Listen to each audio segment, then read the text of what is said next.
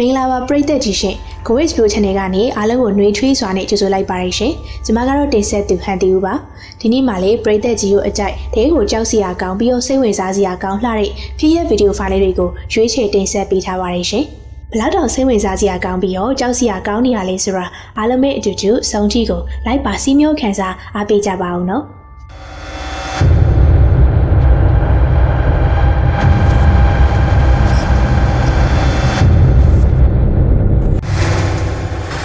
Magic, a thing in the cave.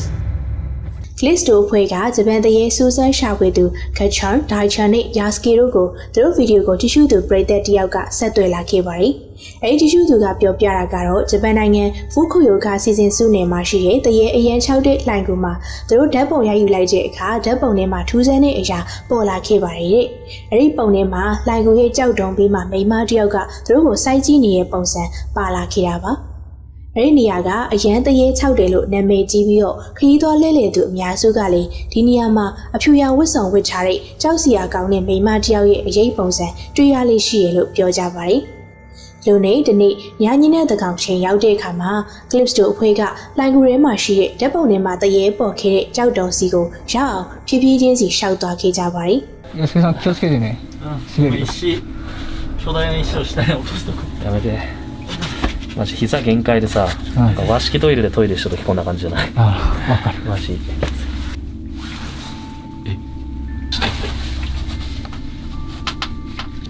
左側。どこかな。石。ここや、ここや。石あるもんね。ほら。こんな感じじゃないあ、だねだねああ、そうそうそう。ちょっとうわ気持ち悪いてか無理人がだってガッちゃんそんな足とか出してんじゃんとにかくここですね Clips တို့အဖွဲ့သားတွေလည်းဓာတ်ပုံတွေကနေရအတိအကျကိုရအောင်ရှာနိုင်ခဲ့ကြပါတယ်။ဒါပေမဲ့အဖွဲ့သား3ယောက်လုံးအတွက်ဒီနေရာကအရန်ကိုကျင်းနေတဲ့အတွက်သူတို့အဖွဲ့သားတွေက2ယောက်ဖြစ်တဲ့ Yasuke နဲ့ Daichen တို့ကအပြင်ကိုပြန်ထွက်ပြီးကားထဲမှာစောင့်နေခဲ့ပါတယ်။ Daichen ကအဲ့ဒီနေရာမှာထိုင်စောင့်နေခဲ့ပြီးတော့သေချာနားဆွင့်ပြီးစောင့်ကြည့်နေခဲ့ပါတယ်။ဒီလိုနဲ့စောင့်နေရင်မိနစ်20လောက်အကြာမှာတော့အခုလိုဖြစ်ပျက်ခဲ့ပါတယ်။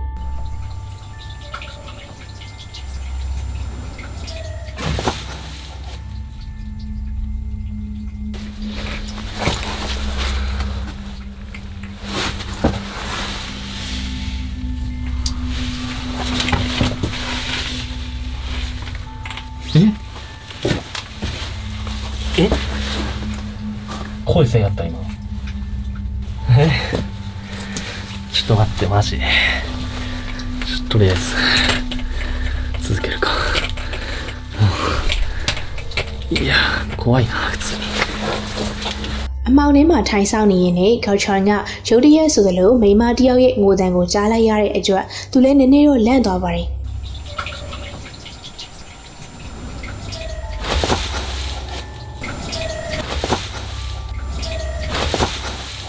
ဒီလိုနဲ့ကားပေါ်မှာထိုင်ဆောင်နေတဲ့ Yasuke နဲ့ Daichen တို့လည်းကြောက်စရာကောင်းတဲ့အရာတစ်ခုကိုကြုံတွေ့လိုက်ရပါတယ်大ちゃん初めてやったけどどうだった13ですいや、結構ね、やっぱなんていうかな、やっぱ寒気まあ、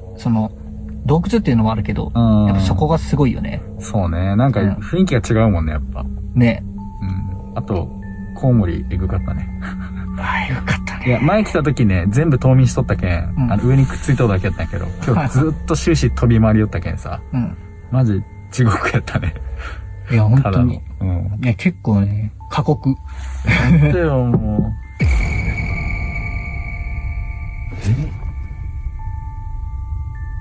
今、コンコン言ったの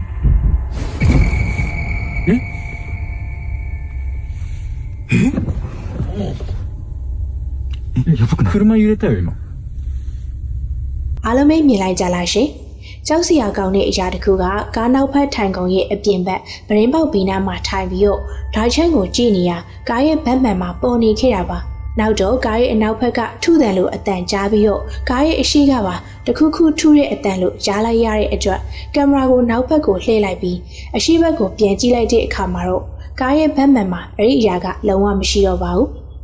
ဒီဖြစ်ရတင်ပဲမဟုတ်သေးပါဘူး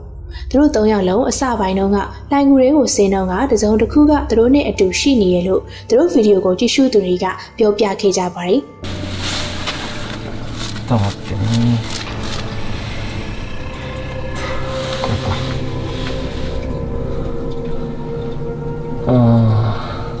တစုံတစ်ယောက်ဒါမှမဟုတ်တစုံတစ်ခုကအောက်ကိုရုတ်တရက်ဆင်းလာပြီးတော့အပေါ်ကိုပြန်တက်သွားတဲ့ပုံစံပါဒါပေမဲ့ Glitch တို့အဖွဲ့သားတွေကဒီအရာကိုမြင်လဲမမြင်လိုက်တယ်လို့ဘာမှလည်းမကြားခဲ့ရပါဘူးတဲ့ဟုတ်ကဲ့ပါဒါဆိုရင်သူတို့အဖွဲ့သားတွေကဒီနေရာမှာနာမည်ကြီးနေတဲ့တစေမိန်းမတစ်ယောက်ကိုတွေ့လိုက်ရတာလားပရိသတ်တို့ဘယ်လိုထင်ပါသလဲရှင်ဒီဖြစ်ရက်ကတော်တော်လေးကိုစိတ်ဝင်စားစရာကောင်းပြီးတော့ကြောက်စရာလည်းကောင်းပါတယ်ရှင် The Magnet The Mysterious Mannequin အခုပြသမယ့်ထူးဆန်းတဲ့ဗီဒီယိုကိုတော့ TikTok user တစ်ယောက်ကတင်ထားတာဖြစ်ပါတယ်ဗီဒီယိုထဲမှာတော့ခရီးသွားလှည့်လည်သူတစ်ယောက်က Paris မြို့မှာရှိတဲ့နာမည်ကြီးပြီးနာမည်ပြတ်နဲ့ကြော်ကြားတဲ့ Balenciaga brand store ဆိုင်ရှိမှရက်လိုက်ပါတယ်ပြီးတော့သူမကရုတ်တရက်ဆိုသလိုဆိုင်ရဲ့ brain ပေါက်မှန်ကနေထူးဆန်းပြီးကြောက်စရာကောင်းတဲ့အရာတစ်ခုကိုသတိထားမိလိုက်ပါတော့တယ် Okay, people, tell me something. So this is a store in Paris. This is a man's store in Paris, and this is a mannequin that they say that they made this and put this in the store. This boy look like somebody dead and bomb. Look at his hand. Wait, I'm doing it through the hole. Look at the boy hands. Look, the hands.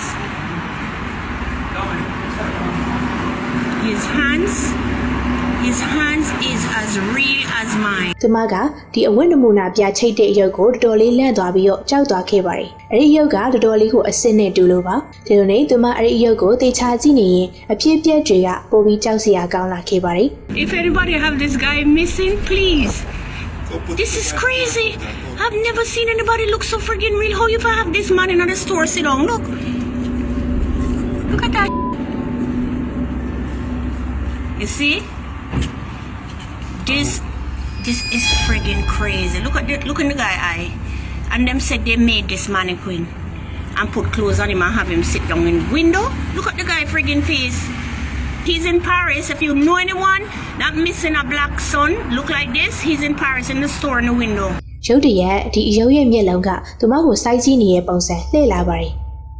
ဒီဗီဒီယိုကိုကြည့်ရှုသူတွေလည်းရုတ်တရက်မျက်လုံးလှည့်လာတာကိုတွေ့လိုက်တဲ့အတွက်တော်တော်လေးကိုကြက်သိမ်းထားသွားပါတယ်ဒါအပြင်တချို့ကြည့်ရှုသူတွေပြောကြတာကတော့ဒီအရုပ်ကရုတ်တရက်မျက်တောင်ခတ်လိုက်တယ်လို့လည်းပြောကြပါတယ်ဒီဗီဒီယိုကိုကြည့်ရှုသူတွေတဖြည်းဖြည်းနဲ့များလာပြီးတော့သူတို့ကဒီအရုပ်နဲ့ပတ်သက်လို့ရှာဖွေကြည့်ရဲ့အခါဒီ Balenciaga brand မှာအလုပ်လုပ်ကိုင်နေတဲ့ model တယောက်ဖြစ်နိုင်တယ်လို့ပြောကြပါတယ်ဒါအပြင်ဒီအရာကအယုံမဖြစ်နိုင်ဘူးလို့လည်းပြောကြပါသေးတယ်။ပိုပြီးတော့ထူးဆန်းတာကဒီ model Christopher Taylor ကပျောက်ဆုံးနေခဲ့ပြီးအင်တာနက်ပေါ်မှာလည်းမတွေ့ရတော့ပါဘူးတဲ့။ပြီးတော့သူက model အလုပ်ကိုရန်နာလိုက်ပြီးတော့ထူးဆန်းစွာနဲ့သူ့ရဲ့ Instagram account ကိုလည်း private အဖြစ်ပြောင်းလိုက်ပါတယ်။လူအများစုကသူအခုလိုထူးဆန်းစွာပြောင်းနေပြီးတော့ဒီအယုတ်ကသူနဲ့လည်းအရန်ကိုတူနေတာဖြစ်တဲ့အတွက်သူတို့ရဲ့စိတ်ထဲမှာအဲ့ဒါသူများလားသူ့ကိုတယောက်ယောက်ကအယုတ်လောက်ထားတာများလားဆိုပြီးတန်တရားဝင်စိတ်တွေဖြစ်နေပါတယ်။နောက်ပိုင်းသိမကြခင်မှာတော့ Chris က Instagram live လွှင့်ပြီးတော့သူလုံခြုံတဲ့အကြောင်းနဲ့ဒီအယုတ်ကသူနဲ့စင်ယုံတက်တက်ပါပဲလို့ပြောခဲ့ပါတယ်။ Like I appreciate everybody concerned, but you know, you can't feed into whatever you see on the internet. Nah, you a clone, bro. I'm not gonna lie. I'm a fake page. They clone me. Everything in the book.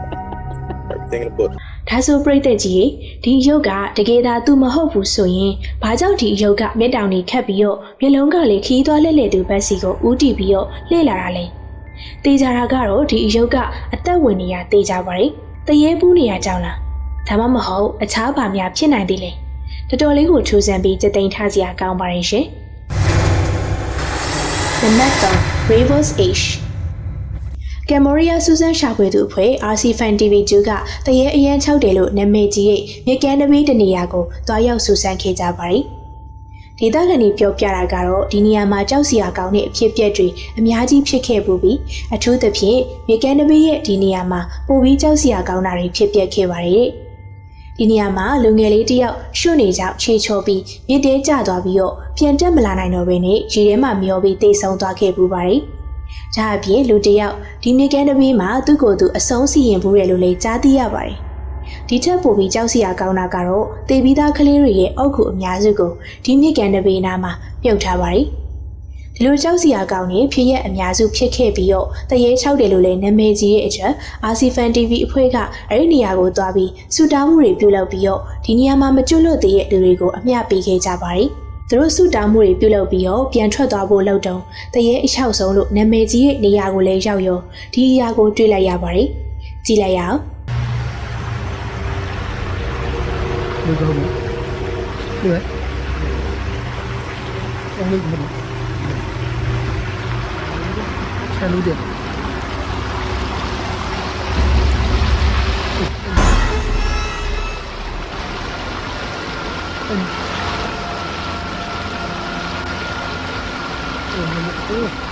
တချင်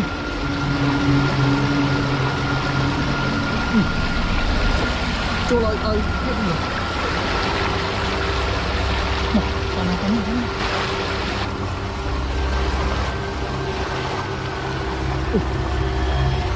អូតោបានទៅមិន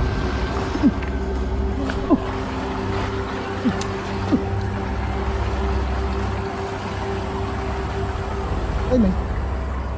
စူဇန်ရှာဖွေသူကမြေကမ်းထိတ်နားမှာလူတစ်ယောက်ထိုင်နေရကိုတွေ့လိုက်ရပါတယ်။ဒါပေမဲ့တခုခုထူးဆန်းနေရဲ့အတွက်သေချာကြည့်လိုက်တဲ့အခါအဲ့ဒီလူကအသားရောင်ဖြူပဲဖြူရောဖြစ်နေပြီးအဲ့ဒီလူရဲ့ရုပ်ကိုသေချာမမြင်ရဘဲနဲ့မျက်နှာတစ်ချမ်းကရုပ်ပြက်စင်ပြက်ဖြစ်နေရပဲတွေ့ရပါတယ်။ဒါကြောင့်သူတို့အဖွဲ့သူ့နာကိုဖြည်းဖြည်းချင်းကတ်သွားတဲ့အခါအဲ့ဒီထူးဆန်းတဲ့လူကရုပ်တရက်မြစ်ထဲကိုဆင်းသွားပြီးလုံးဝပျောက်သွားပါတယ်။ဒါကတကယ်ပဲဒီနေရာမှာတည်သွားခဲ့ဘူးတဲ့လူတစ်ယောက်ယောက်များလား။ဒါမှမဟုတ်ဒီဗီဒီယိုကဖန်တီးချတာများလားပရိသတ်တို့ဘယ်လိုချင်ပါတယ်လဲရှင်ကြည့်ရှုအားပေးခဲ့ကြတဲ့ချစ်ပရိသတ်တယောက်ချင်းစီရိုင်းနဲ့အမြင်မပြတ်စောင့်မျှော်အားပေးနေကြတဲ့ချစ်ပရိသတ်တယောက်ချင်းစီရိုင်းကိုကျေးဇူးအထူးအထူးပင်တင်ရှိပါရရှင်နောက်ရက်ဒီမှာလည်းအခုလိုမျိုးကြောက်စရာကောင်းတဲ့ဖြစ်ရပ်ဗီဒီယိုဖိုင်လေးတွေနဲ့အရန်ထူးဆန်းလာတဲ့ movie recap ဗီဒီယိုလေးတွေကိုစူးစမ်းပြီးတော့ရှာဖွေတင်ဆက်ပေးသွားမှာဖြစ်တဲ့အတွက်အားလုံးပဲအမြင်မပြတ်စောင့်မျှော်အားပေးကြဖို့ဖိတ်ခေါ်လိုက်ချင်ပါတယ်ရှင်နောက်ဗီဒီယိုတွေကြမှာပြန်ဆောင်ကြမယ်နော်အားလုံးပဲတတာ